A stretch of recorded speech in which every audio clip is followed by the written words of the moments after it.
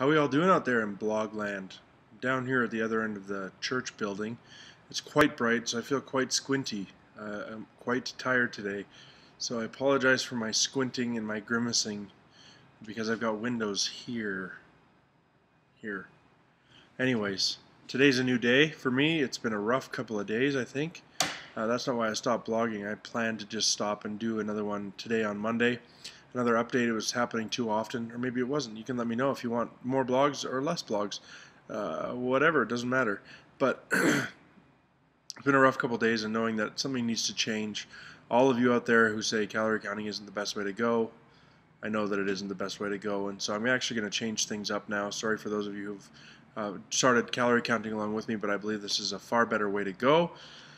So today I basically start the paleo lifestyle, and so I've cut out all bread, grains, so all grains, so that includes all breads, no corn, no legumes. Legumes include peanuts, chickpeas, beans, lentils, things like that. The reasons for these things are various. I've actually included a text blog along at the bottom too to explain some of these things, so I don't really want to go on a total rant, but basically I'll explain at the beginning is that gluten is made up of two amino acids.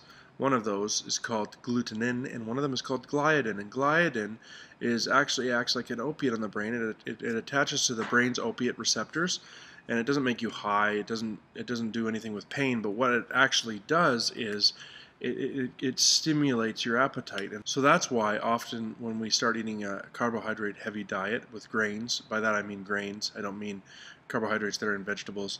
But by that I mean grains. When we start eating that kind of a diet that is high in carbohydrates, we eat more and we eat more often. Our hunger cravings happen a lot more often, and so if we just change some simple things about our diet, our hunger cravings over time go away. And you say, well, what about whole grains? Don't we need to eat a lot of whole grains? Those are really healthy for you, and we need a diet high in fiber.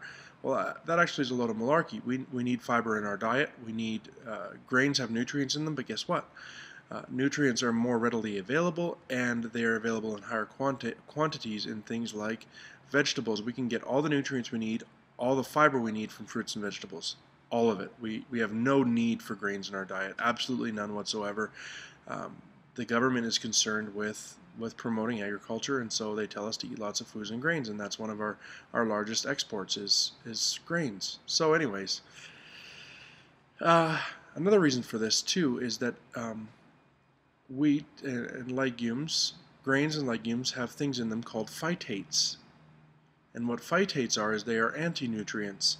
And anti-nutrients attach themselves to nutrients and basically make them, they are not bioavailable, as they say. So your body can't digest the nutrients that are in wheat very well because of the phytates that are in them. And vegetables too have phytates in them, but they have a smaller amount in comparison to the number of nutrients, and so our body is able to absorb those nutrients. They have a high bioavailability, as we say. I'm talking like I'm a nutritionist. I'm reading a lot. This book is fantastic. It's called It Starts With Food, and there's something in it called the Whole30 Challenge. And so I'm going to challenge all of you to do that. I need to do a little bit more reading, which I'm going to do on my own time when I get home from work, and I'm going to articulate what the Whole30 Challenge is for you. And I'd like to invite any of you who want to participate with me in that. There's a great video that I've listed below by a guy named William Davis who wrote a book called Wheat Belly. It basically gives you the gist of the book. He goes through the history of wheat from thousands of years ago until now, and how the wheat we eat now is very different from then. He goes through the whole explanation. He's a great speaker. It's a fascinating video. I encourage you all to check it out. But what I find interesting is there's a guy named Gary Taubes who has written two books, one called Good Calories, Bad Calories, one called Why We Get Fat. And basically what he says, well, not basically what he says, one of the things he says is that very little of nutrition is science. Nutrition is largely fairy tales. You can find, like I've said before, anything to contradict anything. Everything you will possibly do in nutrition is wrong according to someone out there. And so basically you have to pick an approach and stick to it. And so the best approach, in my opinion, and the most compelling research these days has to do with eliminating grains from the diet. Some amazing things are happening, and so I'm not interested in just what studies say or what theoretically happens in our bodies. What I'm interested in is when we see apparent correlations in study and in science that line up with people's experiences, and there's thousands and thousands of testimonies online of people who go grain-free, and guess what kind of things start to happen? People who have irritable bowel syndrome or Crohn's and colitis, they either drastically improve or eliminate these things. People have reversed type 2 diabetes. People are reversing or improving inflammatory diseases, autoimmune diseases. All kinds of amazing stuff's happening. Hunger cravings start to disappear. And in addition to those objectively measurable categories in terms of all the diseases that you can reverse and improve, anxiety has been known to improve. Asthma has been known to improve. In addition to those things, people say that they are hungry less often, they sleep better, they have greater sustained energy throughout the entire day, no energy crashes, they lose weight rapidly and without restricting calories, which is fascinating. Part of that is because you automatically, when you eliminate wheat, particularly with that gliadin we talked about that stimulates appetite, people without that in their systems tend to eat an average of about 400 calories less a day anyways. But I'm rambling on and on. I'm going to finish these thoughts a little later on because I'm now running on reserve power and I've got to go work on my sermon for this weekend. So it's been great chatting, and I will let you know what is happening with the Whole30 challenge. I'll be able to spell that out for you more clearly and invite anyone to try it. Hi, I'm back, and I'm getting ready. I put some links below. I lied about doing a text blog because it was just a big rant, and I decided not to put it on there. But if you have any objections to what I'm about to do, I'm going to do the Whole30 challenge. That's what I'm going to do. I'm inviting any one of you who dare take on the challenge with me. It's going to be a wild ride. It's going to be super strict. But the people who have done it, and I know some people personally who have done it, and the people who have done it and have testimonies online, and there are thousands of them, said it was one of the most wonderful experiences of their lives. And at the end of the 30 days, when they tried to introduce wheat and things back into their diet, they sure felt it in their bodies and realized that this was a healthy way of doing it. If they did it for 30 days, they can do it for the rest of their lives. So that's my goal. That's my great hope. And although it sounds scary at the beginning, you can enter into it psychologically saying this is just a 30-day thing. Just see how I feel, see how it goes. You can do anything for 30 days. And so I encourage you to join me. It'd be fun if a bunch of us did this. But I'm going to give you time to go out and pick up this book. It starts with food. I'm going to put a couple links below. One will be to the Kindle version and one will be to Amazon.ca where you can buy it. I bought the last copy at Chapters over on, or Indigo, over on 130th Avenue. So there's probably some at all the other chapters and Indigos in the city. So head out and buy one. I highly recommend it.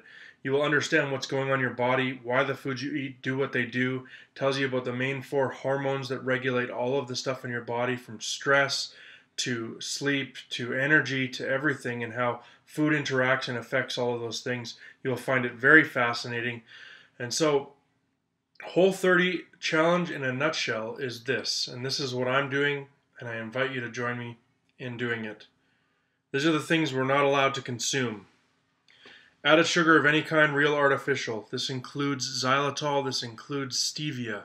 So those things are included as well. No real artificial. What this does, basically, this book, is it ranks foods in 4 categories, and artificial sweeteners fail all of them because they even include things like psychological factors. So if a food is likely to trigger in your mind addictive behavior, so artificial sweeteners do that because they remind us of sugar and sweet things, and they can trigger in our minds a binge of another kind. So they take psychological factors into account, hormonal factors, our digestive tracts into account. So we're to avoid added sugar of any kind, avoid alcohol of any kind for 30 days.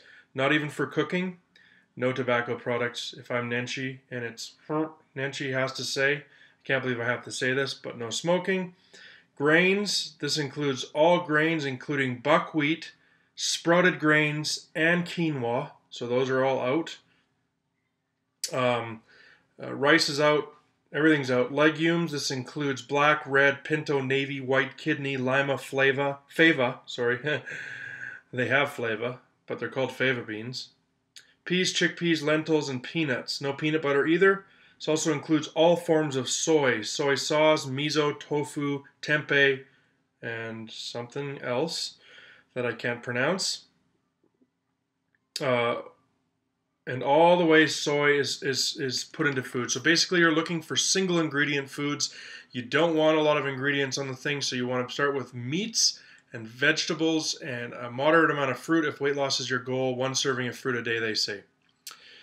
Dairy, this includes, but fruit is not essential. It's optional because you can get all the nutrients you get from fruit and vegetables. So if you like fruit and you want to have a serving of fruit a day, go for it.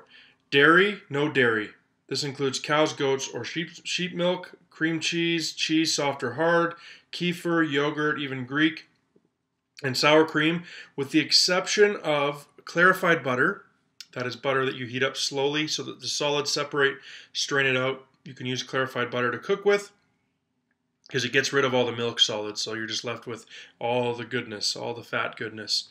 And ghee is also allowed. Don't know what ghee is, but I think it's Indian. Not 100% sure on that, but you're not allowed ghee and you're not allowed white potatoes. So to recap, added sugar of any kind, real or artificial, alcohol, grains, legumes, dairy, and white potatoes. You're to avoid all of those things for the entire 30-day challenge. Reading it all straight from this book.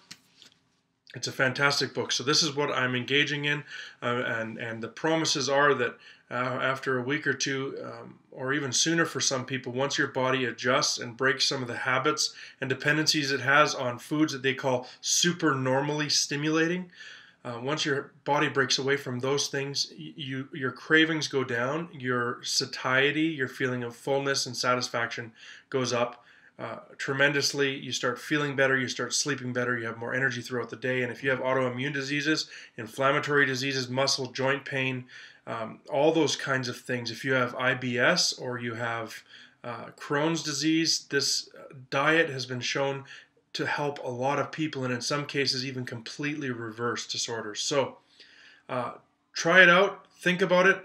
If you want to start with me and if you want to do this with me, I'll give you a week to think about it. So next Monday, why don't we make that your start day unless you want to start sooner? Then I'll have 7 days under my belt. I can kind of let you know in between now and then some things to expect. But ultimately, I know that if I'm going to make a lifestyle change and start changing the way that I eat forever, I am going to need a changed heart. And that responsibility rests in Christ alone.